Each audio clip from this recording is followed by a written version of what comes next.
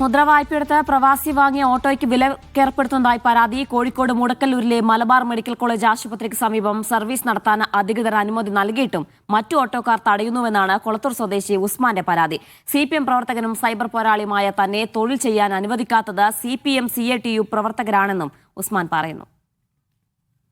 കൊളത്തൂരിലെ പ്രവാസിയാണ് ഉസ്മാൻ ഖാ പ്രവാസ ജീവിതമൊക്കെ അവസാനിപ്പിച്ചിട്ട് ഒരു ഓട്ടോ എടുത്ത് നാട്ടിൽ ജീവിക്കാൻ വേണ്ടി തീരുമാനിച്ചതായിരുന്നു. പെർമിറ്റിന് അപേക്ഷ നൽകി. അങ്ങനെ പഞ്ചായത്ത് റെഗുലേറ്ററി കമ്മിറ്റിയൊക്കെ കൂടിയിട്ട് മുടക്കല്ലൂർ MMCക്ക് എടുത്ത് ഓടാൻ വേണ്ടി അനുമതിയും നൽകി. എന്നാൽ അവിടെയുള്ള ഒരു കൂട്ടം ഓട്ടോ ഡ്രൈവർമാർ ഇദ്ദേഹത്തെ ഓടാൻ സമ്മതിക്കുന്നില്ല എന്നതാണ് പരാതി. ഉസ്മാൻ ഖാ നമുക്കൊപ്പം കൂടുകയാണ്. എന്താണ് പ്രയാസം? ഞാൻ ഒരു പ്രവാസിയാണ്.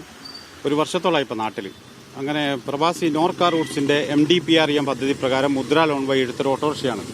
പക്ഷേ ഈ ഓട്ടോറിക്ഷ എനിക്ക് നന്മണ്ട RTO അത്തോളി പഞ്ചായത്തിൻ്റെ സെക്രട്ടറിയുടെ തീരുമാനപ്രകാരം നന്മണ്ട RTO എനിക്ക് ഹാൾട്ടിംഗ് പെർമിറ്റ് മുടക്കല്ലൂർ തന്നു. പിന്നെ ആ പെർമിറ്റിൻ്റെ ഭാഗമായിട്ട് അത്തോളി പഞ്ചായത്ത് എനിക്ക് പഞ്ചായത്ത് പെർമിറ്റും തന്നു. നമ്പറെല്ലാം അതിലുണ്ട്. പക്ഷേ ഓടാൻ ചെലവ് മുടക്കല്ലൂരിലെ പ്രാദേശിക പാർട്ടി നേതൃത്വം CPMന്റെ നേതൃത്വം CITUവിന്റെ നേതൃത്വം തന്നെ ഓടാൻ സമ്മതിക്കുന്നില്ല. 6 മാസത്തിന് ചോടെ ഈ ഓട്ടോറിക്ഷയായിട്ട് നടക്കുന്നു. ഇത് മുദ്ര ലോൺ 9,000 രൂപയുടെ അധികം അടുത്ത് ഒരു മാസം അടവ് വരുന്നുണ്ട്. ഇത് അടയ്ക്കാൻ പറ്റുന്നില്ല. എനിക്ക് ഔദ്യോഗികമായിട്ട് എൻ്റെ കയ്യിലുണ്ട്. RTO എനിക്ക് തന്നെ RTOന്റെ മുടക്കല്ലൂരിലുള്ള ഹാൾട്ടിംഗ് പെർമിറ്റ് ഇതാണ്. പിന്നെ ഇതാ പഞ്ചായത്ത് തന്ന പെർമിറ്റ് എനിക്കുണ്ട്. പഞ്ചായത്ത് തന്ന MMC പെർമിറ്റ് ഇതാ മുടക്കല്ലൂർ എന്ന് പറഞ്ഞ സ്ഥലത്ത് RTO നന്മണ്ട RTO തന്ന പെർമിറ്റ് എനിക്കുണ്ട്. ഈ 2 പെർമിറ്റ് ഉണ്ടായിട്ട് അവർ നിരന്തരം എൻ്റെ ഓട്ടോ തടയുകയും ശല്യപ്പെടുത്തി.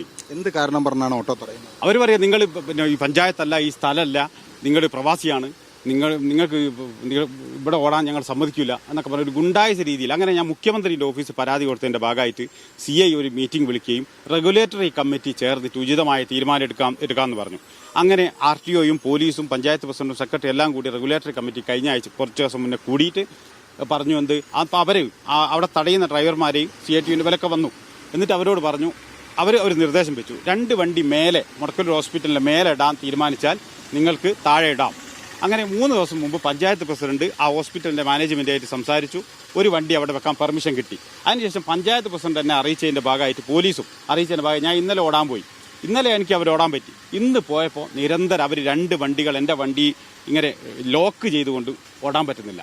അവർ ബാക്കിയുള്ളവർ ഓടിയും എൻ്റെ വണ്ടി മുന്നിലും പിന്നിലും വണ്ടി അടുപ്പിച്ചിട്ട് എന്നിട്ട് എൻ്റെ നേരെ വന്ന് ആക്രോശിക്കുക, കയ്യേറ്റം ചെയ്യാൻ ശ്രമിക്കുക. ഒരാൾ എന്നെ തള്ളി അടിക്കാൻ ശ്രമിച്ചാൽ ഞാൻ അവിടെ നിന്ന് ഓടി മാറി. കാരണം എനിക്കൊരു സംഘർഷം ഉണ്ടാക്കൽ എൻ്റെ വാക്കല്ല, എൻ്റെ ആവശ്യമല്ല.